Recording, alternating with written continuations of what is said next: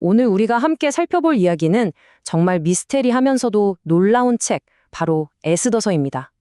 겉으로 보기엔 수많은 우연의 연속 같은데 사실 그 뒤에는 보이지 않는 거대한 손길이 역사를 움직이고 있거든요.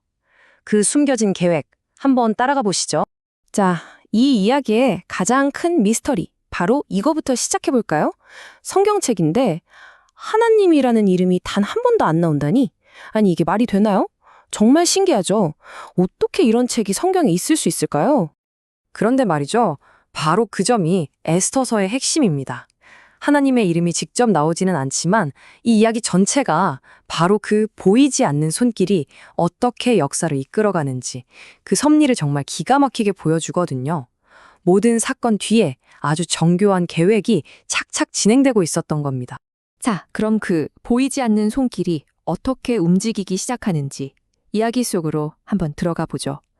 무대는 고대 페르시아, 정말 막강한 제국이었죠. 아하수에로 왕이 다스리던 바로 그 시대입니다. 모든 일의 시작은요, 진짜 거대한 잔치에서부터였어요. 왕이 갑자기 왕비를 폐위시켜버리고 새로운 왕비를 뽑는 전국적인 대회가 열리게 됩니다. 그런데 바로 여기서 정말 누구도 예상치 못했던 한 인물, 유대인 고아 소녀 에스더가 왕비로 뽑히게 되는 거죠. 자, 보세요. 이 모든 게 우연일까요? 아니요. 이게 바로 그 거대한 계획의 첫 단추였던 겁니다. 하지만 빛이 있으면 그림자가 있는 법이죠. 영웅이 등장하면 반드시 악당도 나타나게 마련입니다. 에스더가 왕비가 된 바로 그때 유대민족 전체를 없애버려려는 정말 끔찍한 음모가 서서히 고개를 들기 시작합니다. 이 갈등의 한 가운데에 두 사람이 딱 서 있습니다. 한 명은 왕에게 충성하는 유대인 모르드게, 그리고 다른 한 명은 권력의 정점에 서서 모두가 자기한테 절하길 바라는 오만한 총리 하만이죠. 그런데 모르드게가 이 하만에게 절하기를 거부해요. 그러자 하만은 감히 나한테? 하면서 분노에 차서 모르드게 한 사람을 넘어 유대 민족 전체를 쓸어버릴 계획을 세우는 겁니다. 정말 엄청난 악역이죠. 이 끔찍한 소식이 왕비 에스더의 귀에까지 들어가게 됩니다. 자, 이제 에스더는 정말 끔찍한 선택을 해야 해요. 당시 페르시아 법이 어땠냐면요. 왕이 부르지도 않았는데 함부로 앞에 나갔다가는 그게 누구든 바로 사형이었습니다. 그러니까 지금 에스더는 자기 목숨을 걸고 왕 앞에 나아가느냐, 아니면 침묵하고 민족의 멸망을 지켜보느냐, 이 기로에 선 거죠. 바로 이때 에스더가 그 유명한 말을 하죠. 죽으면 죽으리이다. 와, 정말 대단하지 않나요? 이건 그냥 체념이 아니에요. 두려움을 넘어서서 내가 왕비가 된 이유가 바로 이때를 위함이구나 하는 자기 소명을 깨닫고 믿음으로 나아가는 정말 위대한 결단의 순간인 겁니다. 자, 에스더의 이 결단과 함께 이제부터 정말 영화 같은 대역전극이 펼쳐집니다. 모든 상황이 말 그대로 순식간에 아주 그냥 극적으로 뒤집히기 시작하거든요. 한번 보시죠.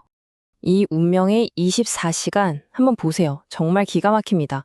자, 첫 번째 저녁, 하만이 신나서 모르드게를 매달 교수대를 만들어요. 그런데 바로 그날 밤 왕이 잠이 안 와서 뒤척이다가 옛날 기록을 읽게 되죠. 근데 딱 모르드게가 자기 목숨을 구해줬던 기록을 발견하는 겁니다. 그리고 다음날 아침 모르드게를 죽이려고 신나게 왕한테 갔던 하만은 오히려 자기가 모르드게를 높여줘야 하는 굴욕을 당하죠. 그리고 그날 저녁 에스더의 잔치에서 모든 게 폭로되고 결국 하만은 자기가 만든 그 교수대에 자기가 매달리게 됩니다. 이야, 진짜 완벽한 역전극 아닌가요? 이게 뭘 보여주냐면요. 결국 악은 스스로를 파멸시킨다는 겁니다. 하만이 모르드게를 죽이려고 만들었던 그 교수대가 정확히 자기 자신의 무덤이 되어버린 거죠. 자기가 판 함정에 자기가 빠진 거예요. 자, 이렇게 악당 하만은 사라졌지만 이야기는 여기서 끝나지 않습니다. 이제 절망에서 벗어나서 이 위대한 구원과 승리를 영원히 기억하는 일이 남았죠? 왕이 새로 내린 법령 덕분에 유대인들은 스스로를 지킬 힘을 얻게 됐고 마침내 적들을 물리치고 승리합니다. 그리고 이 기적 같은 구원의 날을 잊지 않기 위해서 불임절이라는 축제를 만들어서 지금까지도 대대로 기념하고 있는 거죠. 자, 그럼 이 전체 이야기를 통해서 우리가 뭘 깨달을 수 있을까요? 바로 이겁니다. 때로는 하나님이 침묵하시는 것처럼 느껴질 때가 있죠. 아무 일도 안 일어나는 것 같고요. 하지만 바로 그 순간에도 보이지 않는 곳에서는 정말 세밀하고 완벽한 계획이 진행되고 있다는 사실입니다. 그럼 이 오래된 이야기가 오늘을 사는 우리에게는 어떤 의미가 있을까요? 아마 이런 거겠죠. 우리 삶에도 이해할 수 없는 일, 두려운 순간이 찾아올 때 그 너머에 있는 더 큰 계획을 신뢰하는 것, 그리고 지금 내가 있는 이 자리가 바로 그 계획의 일부일 수 있겠다라고 믿고 에스더처럼 용기 있는 선택을 하는 것, 바로 그게 아닐까 싶습니다. 마지막으로 여러분께 이 질문을 한번 드리고 싶네요. 에스더에게 이때를 위함이 있었던 것처럼 어쩌면 지금 여러분이 서 있는 바로 그 자리, 여러분이 겪고 있는 그 상황이 바로 여러분을 위한 이런 때는 아닐까요? 한 번쯤 깊이 생각해 볼 만한 질문인 것 같습니다.